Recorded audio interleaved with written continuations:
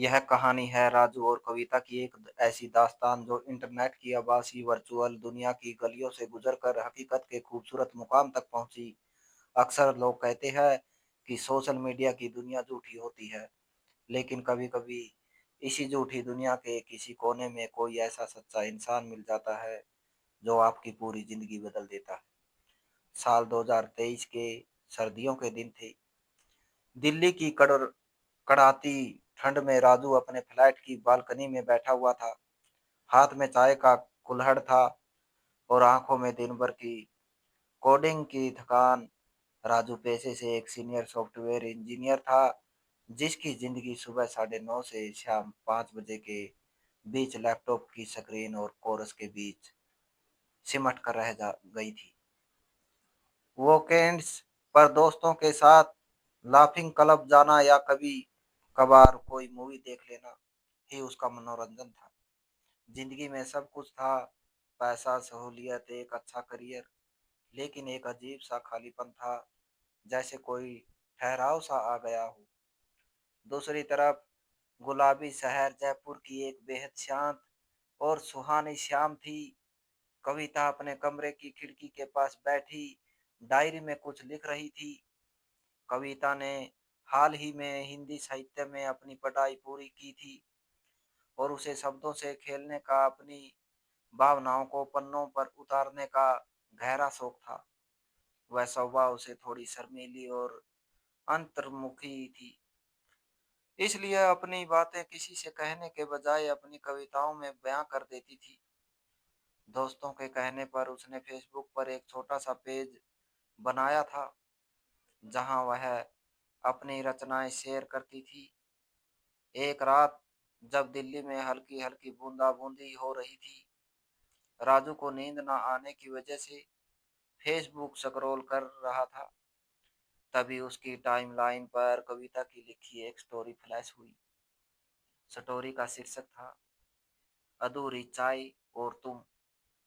Story की कुछ पंक्तियां ऐसी थी: खिड़की पर ठहरी बारिश की बूंदें और हाथ में पकड़ी वह गर्म चाय। सब कुछ तो मुकम्मल है यहाँ, बस एक तुम्हारी कमी के सिवाय। राजू ने जब इन लाइनों को पढ़ा तो उसे ऐसा लगा जैसे किसी ने सीधे उसके दिल के खालीपन पर हाथ रख दिया। वह साधारण तौर पर सोशल मीडिया पर कमेंट्स नहीं करता था, लेकिन उस रात वह खुद को रोक नहीं पाया। उसने बहुत ही सलीके से नीचे कमेंट बॉक्स में लिखा, आपकी पंक्तियों में जो सादगी और दर्द है वो सीधे रूह तक पहुंचता है। खासकर चाय वाला रूपक बेहद खूबसूरत है, लिखते रहिए। कविता जो उस समय ऑनलाइन ही थी, उसने राजू का कमेंट पढ़ा। ज्यादातर उसे नाइस, ब्यूटीफुल जैसे कमेंट्स मिलते थे, लेकिन राजू के कमेंट में एक ठहराव था, एक समझ थी। उसने रिप्लाई किया, सराहना के लिए बहुत बहुत धन्यवाद राजू जी, खुशी हुई कि आपको यह जज्बात पसंद आई। राजू के चेहरे पर एक अनजानी सी मुस्कान तैर गई। उसने बिना सोचे समझे कविता की प्रोफाइल पर जाकर ऐड फ्रेंड का बटन दबा दिया। अगली सुबह जब राजू सोकर उठा तो उसके फोन की स्क्रीन पर एक नोटिफिकेशन चमक रहा था, कविता शर्मा एक्सेप्टेड तुम्हारी फ्रेंड रिक्वेस्ट। शुरुआती कुछ दिन दोनों के बीच कोई सीधी बातचीत नहीं हुई। राजू सिर्फ कविता की पोस्ट को लाइक करता था और कविता राजू के कुछ चुनिंदा थॉट्स पर रिएक्ट करती थी। दोनों एक दूसरे की डिजिटल मौजूदगी को महसूस कर रहे थे, लेकिन बातचीत की शुरुआत करने की हिचकिचाहट दोनों तरफ थी।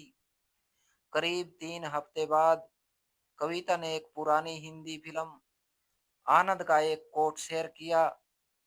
राजू उस फिल्म का बहुत बड़ा फैन था। उसने तुरंत मैंने मैसेंजर का इनबॉक्स खोला और टाइप किया, जिंदगी बड़ी होनी चाहिए, लंबी नहीं। बाबू मुसाहिब मेरी पसंदीदा फिल्मों में से एक है। यह वैसे आजकल के दौर में ऐसी फिल्में और ऐसा संगीत समझने वाले कम ही मिलते हैं।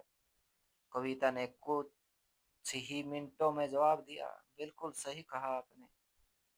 आजकल के रील्स और रैप म्यूजिक के शोर में पुराने गानों का सुकून कहीं खो गया है। बस यहीं से बातों का वह सिलसिला शुरू हुआ जो आगे चलकर दोनों की जिंदगी का सबसे अहम हिस्सा बनने वाला था। शुरुआत बहुत ही औपचारिक थी। दोनों एक दूसरे को आप कहकर संबोधित करते थे। बातें पढ़ाई, नौकरी, मौसम और पसंदीदा लेखकों के आसपास घूमती थी। जैसे जैसे दिन बीतते गए, बातचीत का समय बढ़ता गया। अब वह सिर्फ टेक्स्ट नहीं कर रहे थे, बल्कि अपने विचारों को साझा कर रहे थे। राजू जो दिन भर ऑफिस के तनाव में रहता था, श्याम को कविता से बात करते ही उसकी सारी थकान गायब हो जाती थी। कविता को भी एक ऐसा श्रोता मिल गया था जो उसकी कविताओं को सिर्फ पढ़ता नहीं था, बल्कि उनके पीछे छुपे भावों को भी समझता था। बातचीत को 5 महीने हो चुके थे। अब आपसे सफर तुम तक पहुंच चुका था। दोनों के सोने और जागने का समय एक दूसरे के मैसेजेस से तय होने लगा था। सुबह की शुरुआत गुड मॉर्निंग, उठ गए क्या से होती और रात का अंत अपना ख्याल रखना शुभ रात्रि पर होता। एक दिन ऑफिस में राजू का एक बहुत बड़ा प्रोजेक्ट रिजेक्ट हो गया। वो काफी परेशान था और उसका मूड बहुत खराब था। उसने उस दिन कविता को कोई मैसेज नहीं किया। दूसरी तरफ जयपुर में बैठी कविता बार बार अपना फोन चेक कर रही थी। हर थोड़ी देर में फेसबुक का इनबॉक्स खोलना उसकी आदत बन चुका था। जब शाम के 8 बज गए और राजू का कोई अता पता नहीं था, तो कविता की घबराहट पड़ गई। उसने हिम्मत करके लिखा, राजू सब ठीक तो है ना? आज तुम्हारी कोई खबर नहीं है। उम्मीद है तुम खैरियत से हो। रात को 9:30 बजे जब राजू ने यह मैसेज देखा, तो उसे एहसास हुआ कि कोई दूर बैठा इंसान उसके लिए कितना चिंतित है। उसने फौरन रिप्लाई किया और अपनी परेशानी बताई। कविता ने उसे सांत्वना देते हुए एक लंबी वॉइस नोट भेजी जिसमें उसने कहा, उतार चढ़ाव तो जिंदगी का हिस्सा है राजू। तुम्हारी मेहनत सच्ची है। आज नहीं तो कल कामयाबी मिलेगी। इस तरह उदास मत हो। तुम्हारी उदासी शब्दों में भी महसूस होती है। राजू ने जब वो वॉइस नोट सुनी तो पहली बार उसने कविता की आवाज सुनी थी। उस आवाज में एक अजीब सी खनक थी, एक ठहराव था और सबसे बढ़कर एक अपनापन था। राजू ने उसी वक्त फैसला किया कि अब बहुत हो गई चैटिंग, अब आगे बढ़ने का वक्त है। उसने टाइप किया, कविता क्या हम फोन पर बात कर सकते हैं? तुम्हारी आवाज बहुत सुकून देने वाली है। कविता का जो दिल जोर से धड़का। उसने कुछ देर सोचा, अपनी डायरी को देखा और फिर अपना 10 अंकों का मोबाइल नंबर इनबॉक्स में सेंड कर दिया। नंबर मिलने के बाद पहली कॉल राजू ने की। जब घंटी जा रही थी तो राजू के हाथ थोड़े कांप रहे थे। हेलो, उधर से कविता की धीमी और संकोच से भरी आवाज आई। हेलो कविता, मैं राजू। शुरुआत के 6-7 मिनट दोनों के बीच थोड़ी झिझक रही, लेकिन जैसे ही पुराना कंफर्ट जोन वापस आया, बातें ऐसी शुरू हुई कि समय का होश ही नहीं रहा।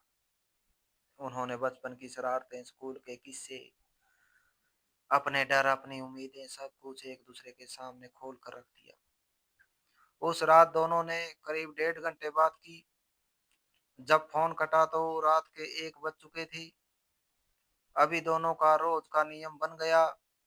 रात को 10 बजे जब पूरी दुनिया सो जाती, तब इन दोनों की दुनिया जागती थी। राजू अक्सर अपनी बालकनी में टहलता हुआ बात करता और कविता अपने बिस्तर पर लेटी हुई दीवार को निहारते हुए मुस्कुराती। एक रात बात करते करते राजू ने पूछा, कविता, अगर हम कभी नहीं मिले होते तो क्या होता? कविता ने कुछ पल की खामोशी के बाद कहा, शायद मैं लिखती तो रहती, लेकिन मेरी कविताओं में वह एहसास नहीं होता जो अब है। तुम मेरी प्रेरणा बन गए हो राजू। इन शब्दों ने राजू के दिल के तार झट जोड़ दिए। उसे समझ आ गया था कि यह सिर्फ एक फेसबुक की दोस्ती नहीं है, यह उससे कहीं बढ़कर है। यह प्यार था, एक ऐसा प्यार जो बिना छुए बिना देखे सिर्फ रूह के सतर पर पनप रख चुका था। 7 महीने पूरे होने पर राजू ने तय किया कि अब वह इस रिश्ते को एक नाम देगा। उसने कविता से कहा कि वह एक क्लाइंट मीटिंग के सिलसिले में जयपुर आ रहा है, जो कि एक सफेद झूठ था। वह सिर्फ कविता से मिलने आ रहा था। कविता भी इस बात को समझती थी और उसके दिल की धड़कनें भी बढ़ गई थी। 11 नवंबर 2024 यह वह तारीख थी जब दोनों को मिलना था। जयपुर के आमेर रोड पर स्थित एक बेहद खूबसूरत विंटेज थीम वाले कैफे में राजू कविता का इंतजार कर रहा था। उसने सफेद शर्ट और ब्लू जींस पहनी थी। वह बार बार कैफे के दरवाजे की तरफ देख रहा था। तभी दरवाजे पर बंदी घंटी बजी और कविता ने अंदर कदम रखा। उसने हल्के पीले रंग का कुर्ता पहना था, बाल खुले थे और आंखों में थोड़ा सा काजल था। वह बिल्कुल वैसी ही लग रही थी जैसी राजू ने कल्पना की थी। सादगी की मूरत जब दोनों की नजरें मिली तो कुछ सेकंड के लिए जैसे पूरा कैफे, बैकग्राउंड का म्यूजिक, सब कुछ थम गया। कविता राजू के टेबल के पास आई। राजू ने धीरे से पूछा, हाँ कविता बैठो ना। राजू ने अपनी घबराहट छुपाते हुए कहा। शुरुआत में दोनों ने चाय का ऑर्डर दिया। जब चाय आई तो राजू ने मुस्कुराते हुए कहा, तो आखिरकार अधूरी चाय और तुम, आज दोनों मुकम्मल हो गए। कविता के गालों पर लालसा छा गई। उसने शर्मा कर अपनी नजरें नीचे कर ली। करीब 1.5 घंटे की बातचीत के बाद जब दोनों के बीच का संकोच पूरी तरह खत्म हो गया, तब राजू ने अपनी जेब से एक छोटी सी मखमली डिब्बी निकाली। उसने उसे टेबल पर कविता की तरफ बढ़ाया। कविता ने हैरान होकर उसे खोला। अंदर एक बेहद खूबसूरत चांदी की ब्रेसलेट था, जिस पर एक छोटा सा फेसबुक का एफ और एक हार्ट बना हुआ था। राजू ने कविता का हाथ अपने हाथों में लिया। इस बार उसकी आवाज में कोई हिचकिचाहट नहीं थी, बल्कि एक गहरा आत्मविश्वास था। कविता, लोग कहते हैं कि सोशल मीडिया पर लोग मुखौटे पहनकर घूमते हैं, लेकिन मैंने तुम्हारे शब्दों में तुम्हारी साफ रूह को देखा है। मैंने तुम्हारी आवाज से प्यार किया है, तुम्हारी फिक्र से प्यार किया है, और आज तुम्हें देखकर मुझे विश्वास हो गया है कि मेरी पूरी जिंदगी तुम्हारे बिना अधूरी है।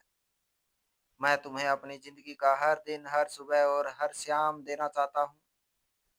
क्या तुम मुझसे शादी करोगी? कविता की आंखों में आंसू आ गए। वो इतनी भावुक हो गई कि कुछ बोल नहीं पाई। उसने बस कसकर राजू का हाथ पकड़ लिया और हाँ में सिर हिला दिया। कैफे के कोने में बज रहा धीमा संगीत, जैसे उनके इस प्यार का गवाह बन रहा था। प्यार का इकरार तो हो गया था, लेकिन असली परीक्षा अभी बाकी थी। जब राजू ने अपने घर पर इस बारे में बात की तो उसकी मां ने साफ मना कर दिया। इंटरनेट पर मिलने वाली लड़कियों का क्या भरोसा, आजकल कितने फ्रॉड होते हैं। हम किसी अनजान शहर की लड़की को अपनी बहू नहीं बनाएंगे। उधर कविता के रूढ़िवादी परिवार में भी यह बात हजम करना मुश्किल था कि उनकी बेटी किसी ऐसे लड़के से शादी करना चाहती है जिससे वह फेसबुक पर मिली थी। लेकिन राजू और कविता टूटने वाले नहीं थे। उन्होंने भागकर शादी करने का रास्ता नहीं चुना, बल्कि अपने प्यार को साबित करने का फैसला किया। राजू खुद जयपुर गया। वह कविता के पिता से मिला। उसने उन्हें अपने बैकग्राउंड, अपनी नौकरी और सबसे बढ़कर कविता के प्रति अपने सम्मान के बारे में बताया। राजू की गंभीरता और ईमानदारी देखकर कविता के पिता का दिल पिघल गया। वहीं दूसरी तरफ कविता ने राजू की मां के जन्मदिन पर अपने हाथों से लिखी एक बेहद भावुक कविता और एक सुंदर सा शॉल भेजा। जब राजू की मां ने कविता से फोन पर बात की तो उसकी संस्कारी और मधुर आवाज ने उनका सारा वहम दूर कर दिया। दोनों परिवारों की रजामंदी से अगले ही साल जयपुर में दोनों की धूमधाम से पारंपरिक रीति रिवाजों के साथ शादी हो गई। आज दोनों की शादी को कुछ समय बीत चुका है। दिल्ली के उसी फ्लैट में जहां राजू कभी अकेला रहता था, अब हर शाम रौनक रहती थी है। बालकनी में अब दो कुर्सियां लगी है। शाम में राजू ऑफिस से आता है तो कविता चाय बनाती है और अपनी नई कविताएं सुनाती है। कविता ने अपनी शादी के एल्बम के पहले पन्ने पर एक लाइन लिखी है जिसे देखकर राजू आज भी मुस्कुरा देता है। एक अनजान क्लिक ने दो अनजान रास्तों को मिला दिया। फेसबुक के एक लाइक ने मेरी पूरी जिंदगी को महका दिया। सीख माध्यम चाहे डिजिटल हो या वास्तविक, अगर आपकी भावनाएं पवित्र है और आपका प्यार सच्चा है तो स्क्रीन के पीछे धड़कने वाला दिल भी आपका हम सफर बन सकता है। विश्वास और धैर्य ही हर सच्चे प्यार की नींव होते हैं। तो दोस्तों, इस कहानी को लेकर आपकी क्या राय है? कमेंट सेक्शन में कमेंट करके अपनी राय जरूर शेयर करें। और अगर आपको हमारी आज की कहानी अच्छी लगी हो तो प्लीज इसे लाइक शेयर जरूर करें। और ऐसी ही emotional suspense family story love story motivational story को सुनने के लिए मेरे एस के की जुबानी 2.0 चैनल को सब्सक्राइब जरूर करें। तो मिलते हैं एक नई और दिलचस्प कहानी के साथ। Thanks for watching.